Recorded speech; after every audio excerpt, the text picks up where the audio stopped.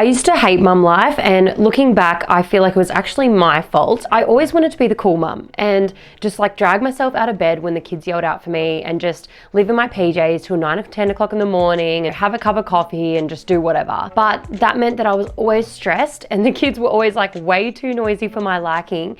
And I just never felt like I could ever keep on top of everything that I had to get done around the house. It just felt like mum life and my kids were running me, not the other way around. So enter your disciplined era, where it actually allows you to get more of two things: more freedom and more capacity. So less stress and just more like ease and productivity. So I feel like what can happen a lot for mums is that, you know, they come into this mum life, they're living for their baby and they're doing everything that they need to do around the clock for their baby, to care for their baby and their kids. And then all of a sudden it can be kind of like they're just living for their children. At least that's how I used to feel. I felt like I was just always living for them. My life was just all about my kids. Yeah, it still is, but when I started to become really like a bit more disciplined, and I'm not talking about, you know, even my example earlier may not have been the perfect one because I actually don't get up. I just let my kids wake me up in the morning. I don't get up before them, but I am quite disciplined now, and I don't feel like there's that feeling that mum life's running me and that my kids are just,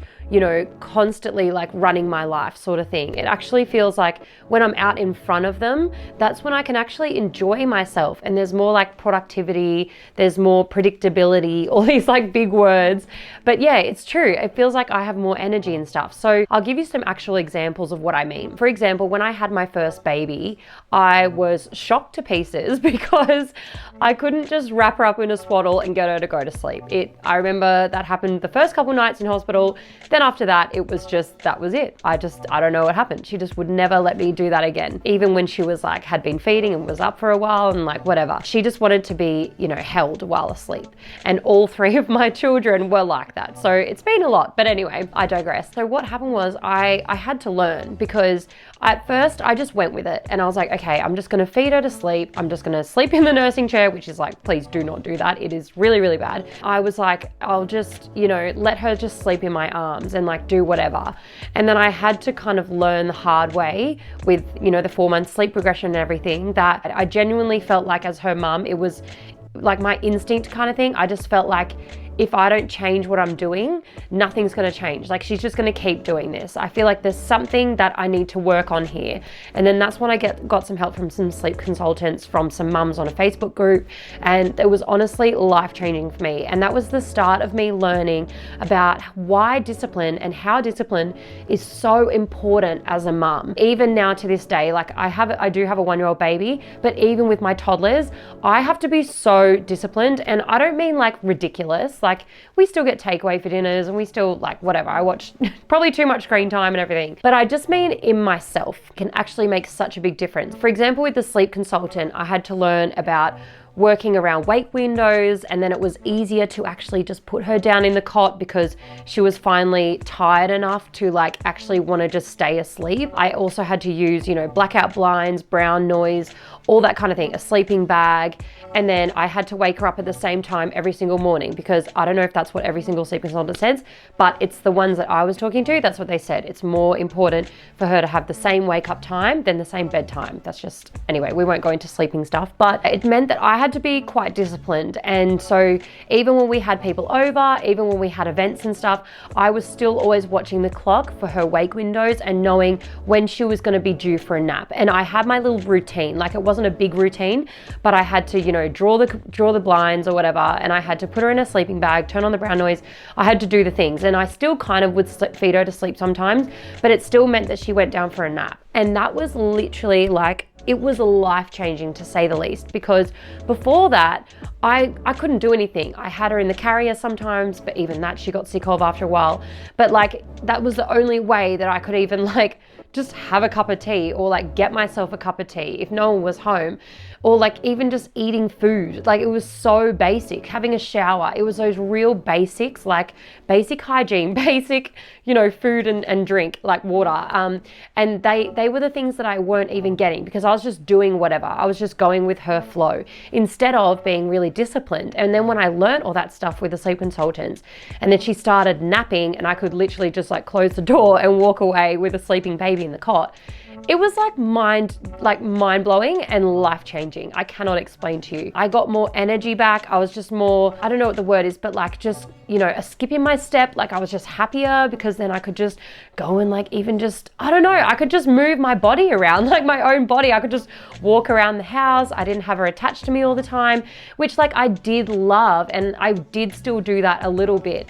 But as she got bigger and everything and heavier, and like the house was just run down and I was run down, it got to a point and like I couldn't do it anymore. And so when she started napping, I was like, this is incredible, because now I can, you know, we could have a play, I could give her food, and then I could put her down for a nap, and then I could tidy her food area, I could plan out our day, I could have a shower, I could pack the bag, and then when she woke up, I could go out and actually do things. And it just helped me to actually enjoy my life with my baby so much more. In terms of giving more examples, like now having toddlers, I still do the same thing, and it kind of, weirdly enough, took me a while to kind of figure this out. Like, duh, you need to also be kind of doing the same things, but with toddlers. I suppose it's not about sleep though, so that's why it may have taken me a while to figure it out.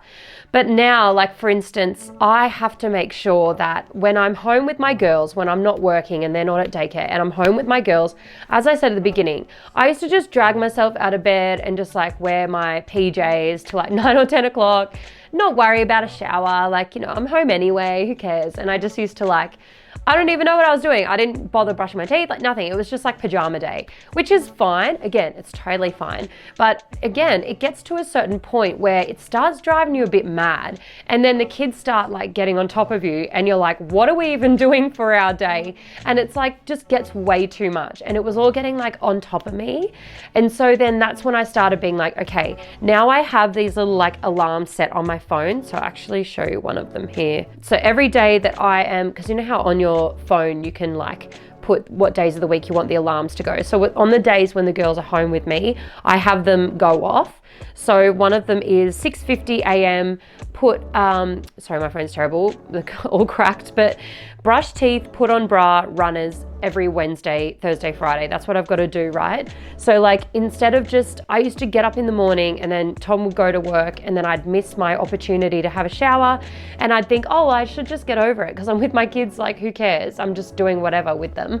But actually that's where it gets, like I said, it gets so, you just feel so bogged down. Or look, I should talk for myself. Like I used to feel so bogged down and I used to feel like, what is my life? Like I'm just here with my kids and like, is this all there is to my life now? And like, I used to try to be positive and go, no, but like I'm spending time with my kids, blah, blah, blah. But then it just got to a point where I couldn't handle my kids. And then by like midday or later, I would start snapping and I didn't know it was for lunch. They would say they're hungry all the time. I'd be making snacks all morning. I was literally like, it was like I was a hamster on a wheel, just trying to keep up with their demands, trying to keep up with the nappy changes, trying to keep up with like the stuff that we were going to do for the day, trying to keep up with everything. And it felt like I was constantly having to like catch up.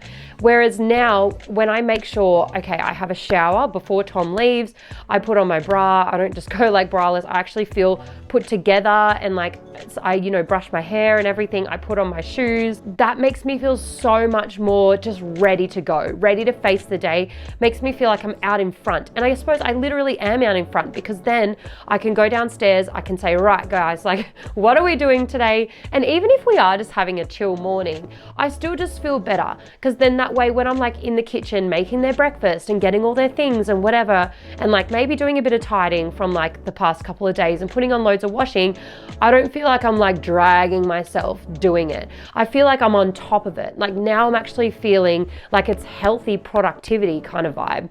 It's like totally different. Now I even just make sure, you know, we're doing things like I don't have structures, I suppose, but I have like little rules with myself, and I've actually printed off a whole list of like family rules for myself. But one of them is that kids are like plants. They need plenty of sunshine and water. And so I make sure every day we get outside and we actually like do some activities outside, whether it's gardening or I don't know, playing with like frothy, I make this like frothy soapy thing, bath thing that they like playing with outside and pretending it's ice cream, or even just having a picnic or whatever, or even, yeah, maybe getting in the car and going to a playground or going on a walk. I make sure that, you know, we're doing that every day that we're at home together, because I know that kids, like they thrive off the sunshine sunshine and everything, getting outside. Other things that I have, which like the other day, I actually ended up, it was not a nice moment, like a nice mum moment, but I ended up snapping at my eldest daughter because in the morning when we woke up, she was like, oh, it's so dirty down here. And like, I've been a bit sick lately. And so, you know, I snapped at her because I was like, I'm really sick, Stevie. And like, you know, I can't clean the house by myself. And I didn't have time last night because I wanted to get to bed early because I'm so sick, and then blah, blah, blah. And I was like trying to justify myself and explain myself to this 5-year-old.